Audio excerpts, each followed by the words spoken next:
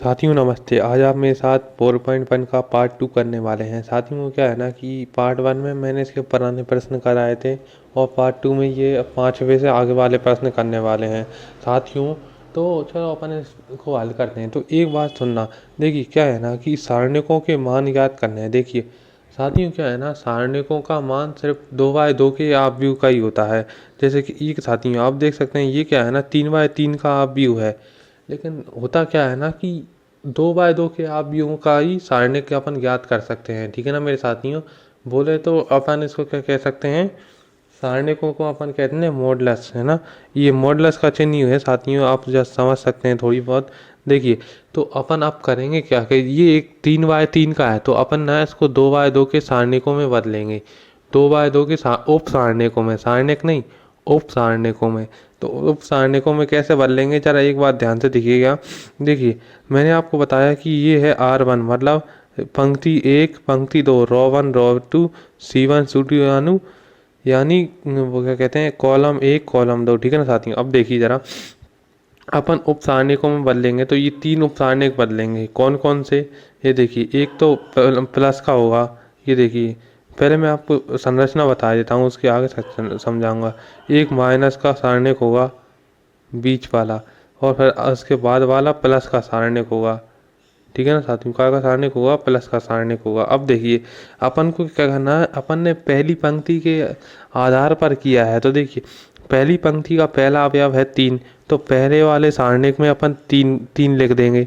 और दूसरे वाले सारणिक में क्या है साथियों, -1, तो -1 और माइनस कितने होगा +1, और दूसरी जगह पे है -2, तो प्लस और -2 थे, यहाँ पे -2 लिख दिया। जरा ध्यान से समझने की कोशिश करना साथियों।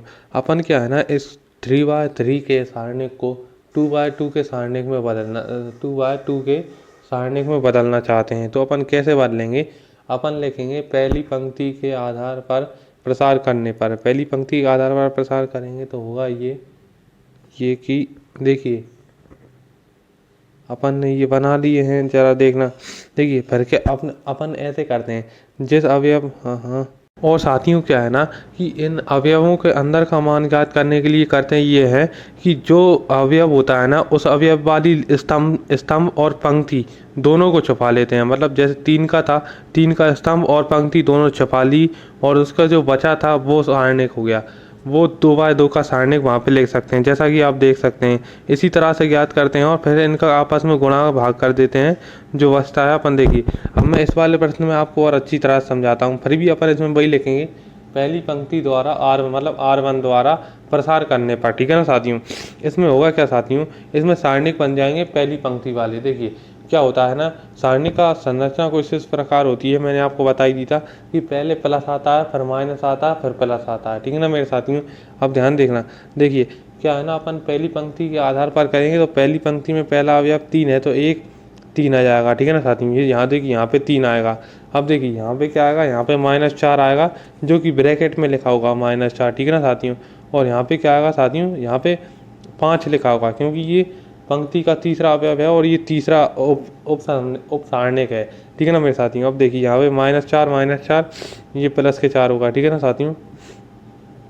एक सेकंड जरा मैं इसमें इंक डाल दूँ। ये देखिए फिर यहाँ पे क्या आ गया, यहाँ पे 5 आ गया। ठीक है ना साथियों, यहाँ पे 5 आ गया। अब देखिए अपन अंदर के अवयव कैसे ज्ञात करते हैं साथियों, मतलब जैसे मान चलिए इस अवयव कौन सा है, ये है 3, 3 का स्तंभ छुपा लीजिए और जो पंक्ति है ना उसे छुपा लीजिए और बाकी। ठीक है ना, समझ गए ना साथियों। 3 का स्तंभ छुपेगा और उसकी पंक्ति छुपती है। ठीक है ना मेरे साथियों, और कुछ नहीं करना होता है अपन को, बस इतना सही काम होता है। और ये 4 वाला था तो 4 का स्तंभ छुपा लिया और 4 की पंक्ति छुपा ली, जो आए वो अवयव होगा। ठीक है ना साथियों। देखिए इस तरह से ज्ञात करते हैं अपन उप सारणिक बनाना। आप समझ गए ना साथियों कैसे बनाते हैं। इन वाले प्रश्नों को ना साथियों इसी तरह हल करेंगे। इसी तरह हल क्यों करेंगे, क्योंकि सारणिक का मान सिर्फ 2/2 के मतलब क्या 2/2 के आव्यूह से ही बनता है। ठीक है ना मेरे साथियों। उम्मीद है आप समझ रहे होंगे मैं क्या कहना चाह रहा हूँ। देखिए फिर मैंने क्या किया, इनका आर पार गुणा कर दिया। अपना तो आप समझ ही गए होंगे कि इनका आर पार गुणा करते हैं।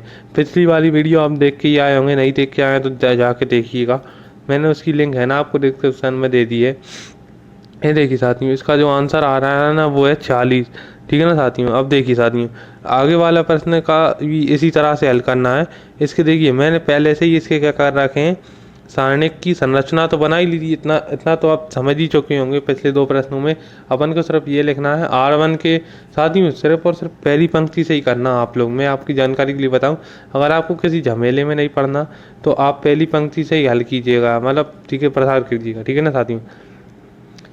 अब देखिए कुछ इस तरह से करना है। देखिए ये जो बचे थे ना अपन उनको लिख देते हैं। देखिए अब इनका आर पार गुणा करेंगे तो देखिएगा, इनका आर पार गुणा करेंगे तो ये आएगा साथियों, ये आएगा। उम्मीद है आप समझ रहे होंगे मैं क्या कहना चाह रहा हूँ। ये देखिए -6 बराबर में 0 इसका आंसर आ रहा है, ठीक है ना मेरे साथियों। गुणा करना और भाग करना, माइनस करना, ये तो आपको आते ही होंगे, बस मैंने आपको इसको बनाना सिखा दिया है, इस प्रश्न को कैसे बनाना है, ठीक है ना साथियों। अब देखिए इसमें भी वही करना है, मैंने पहले से ही संरचना बना रखी है साथियों। ये देखिए R1 के तहत तो R1 के सापेक्ष प्रसार करने पर लिखेंगे तो देखिए यहाँ पे वो अपन ने लिख दिए। यानी आपको पता पहले प्लस आता है, फिर माइनस आता है, फिर प्लस आता है। अगर वो चिन्ह किसी कारण बस बदल जाएं तो वो प्रश्न में अलग से दिए होते हैं, ठीक है ना साथियों। जैसे यहाँ पे कोई जैसे -1 आ जाए, -1 और -1 प्लस के 1 हो जाएंगे, ठीक है ना साथियों। अब देखिए अब इनका आर पार गुणा किया मैंने, अब देख सकते हैं क्या, 1 का 9 से किया तो 9 आ गए, अगर 3 का 4 से किया तो 12 आ गए, ठीक है ना मेरे साथियों। 3 का 4 से करेंगे तो 12 आ गए। अब ये देखिएगा ज़रा, यहाँ पे क्या करना है कि देखिए यहाँ पे 2 का 9 से किया 18 है, 3 का 5 से किया 15 आ गए, 2 का 4 से किया हाँ इनके बीच में माइनस आता है। और ये ध्यान रखना, ये ब्रैकेट है ना, इनके अंदर में माइनस आता है। जिनका अपन आर पार गुणा करते हैं ना उनके बीच में माइनस आता है, ठीक है, कोई बड़ी बात नहीं। ये देखिए यहाँ पे क्या है ना, 2 का, ये देखिए 8 माइनस में 5। ये देखिए अब क्या करेंगे, ये देखते हैं, यहाँ पे लिखते हैं x का मान ज्ञात करने पर। देखिए 7वें प्रश्न में ना साथियों अपन को x का मान ज्ञात करना है। x का मान ज्ञात करने के लिए कुछ नहीं करना, सिर्फ इनका आर पार गुणा कर देना। क्या करना साथियों, सिर्फ इनका आर पार गुणा कर दो। देखिए जैसे मैं आपको बताता हूँ, देखिए इस 2 का 1 से गुणा करेंगे तो 2 ही आएंगे, और 4 का 5 से करेंगे तो कितने आएंगे, 20 आएंगे, और बीच में माइनस लग जाएगा, ठीक है ना मेरे साथ। क्या करते हैं, आर पार गुणा करते हैं अपन इनका। आर पार गुणा करने में क्या होता है कि इनके बीच में माइनस लगता है, जिनका आर पार गुणा होता है ना उनके बीच में क्या लगता है साथियों, माइनस लगता है, ठीक है। और देखिएगा ज़रा, देखिए जैसे अपन क्या करेंगे, 2x में x का करेंगे तो क्या होगा, 2x² हो जाएंगे, और ये 4 6 का करेंगे तो ये कितने हो जाएंगे साथियों, -24। क्या, थोड़ी नींद आ रही थी मुझे। ये देखिए अब क्या करना है, देखिए अपन देख सकते हैं मैं क्या कर रहा हूँ यहाँ पर। आप तो माइनस प्लस करना तो आप जानते ही होंगे साथियों। ये देखिए x 6 के नीचे 2 आएगा तो कितने आ जाएंगे साथियों, 3 आ जाएंगे।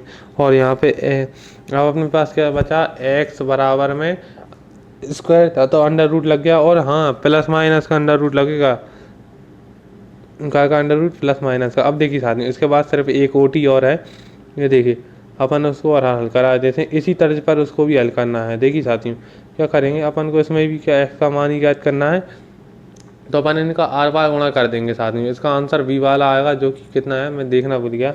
अब देखिए इसका हल करते हैं। देखिए इसका आर पार गुणा कर देते हैं, बीच में माइनस लगा देते हैं, फिर इसका आर पार गुणा कर देते हैं, बीच में माइनस लगा देते हैं, फिर इनका जो भी काटा पीटी है वो करते हैं।